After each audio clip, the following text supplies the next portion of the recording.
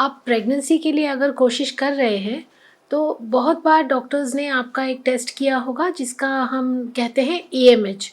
AMH stands for anti Mullerian hormone. और क्या महत्व है इस टेस्ट का और क्या किया जा सकता है एएमएच बढ़ाने के लिए अगर आपका एएमएच कम है, आइए जानते हैं। मैं हूँ डॉक्टर वैशाली चौधरी। मैं हेड कर रही हूँ department of fertility and IVF at mom story by Sahyadri hospital from Pune. AMH represent करता है कि आपके अंडाशय में कितने एग्स बाकी हैं, मतलब जो एग्स आगे चल के बेबी बन सकते हैं उसका जो स्टॉक है वो आपके पास कितना रिमेनिंग है, इसका अंदाज हमको एएमएच से पता चलता है। नॉर्मल वैल्यू होती है बिटवीन 1.5 to 4।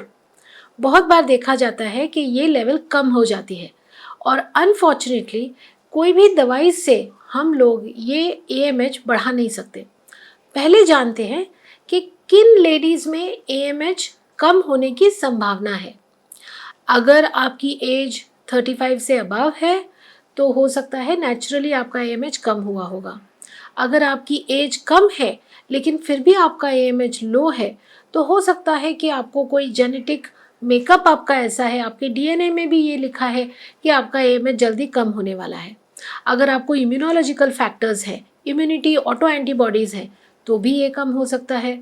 अगर आप बहुत ज़्यादा स्ट्रेस ले रहे हैं, अगर आपके डिजिटल स्क्रीन का टाइम बहुत ज़्यादा है, अगर आपकी नींद ठीक नहीं हो रही है, हाइड्रेशन कम है, या आपको कोई कैंसर की ट्रीटमेंट पहले हुई है, कोई रेडिएशन ट्रीटमेंट हुई है, या कोई ऐसे मेडिसिन चले हैं लंबे अरसे तक जिनका साइड इफ़ेक्ट होके आपको एएमएच कम हुआ है, तो इन्हीं में से कोई रीज़न अगर होगा तो नेचुरली आप सोचेंगे कि इसको बढ़ाया कैसा जा सकता है। तो जैसे मैंने कहा, देखा गया है कि स्ट्रेस की वजह से भी कुछ लेडीज़ में ये एएमएच कम होता है। उसी तरह से विटामिन डी की कमी होने की वजह से भी एएमएच कम पाया जाता है। तो सबसे पहले आपका स्ट्रेस कम करने की कोशिश आप करें। अब वो कैसे करें?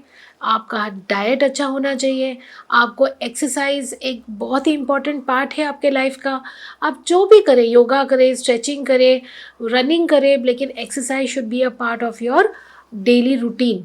इससे भी आपका स्ट्रेस कम हो सकता है। आपको अच्छी नींद लेना ज़रूरी है, आपकी डाइट में प्रोटीन्स और लीफी वेजिटेबल्स ज़्यादा हो, आप बाहर का जंक फूड ना खाएं, विटामिन डी की कैप्सूल्स ज़रूर लें, और अगर आपके साथ में ओमेगा 3 के भी मेडिसिन अगर आप लेते हैं तो एंटीऑक्सीडेंट्स आपको मिल सकते हैं। अगर खाने में कहें तो ऐसे कोई पर्टिकुलर फूड आइटम तो है नहीं जिससे आपका एएमएच बढ़ जाए। हाँ, कुछ कहते हैं कि अगर बेरीज़ हैं, सीड्स हैं, इनको अगर आप लेंगे फ्रूट्स में स्पेशली, तो आपको शायद एएमएच थोड़ा बेटर हो सकता है। लेकिन अनफॉर्चुनेटली कोई भी दवाई आज तक नहीं बनी है जिससे हम आपका एएमएच डायरेक्टली बढ़ाएं।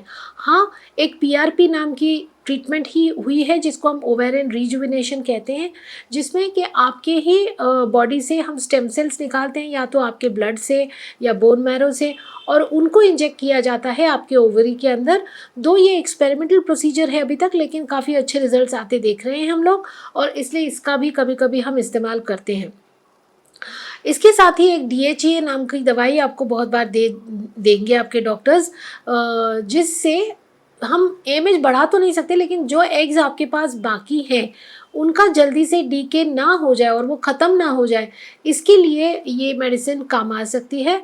वहाँ का जो एनवायरनमेंट है जहाँ पे ये एग्स बनते हैं, वो एनवायरनमेंट ज़्यादा कंफर्टेबल हो एग्स के ग्रो होने के लिए, इसके लिए भी ये दवाई काम आ सकती है।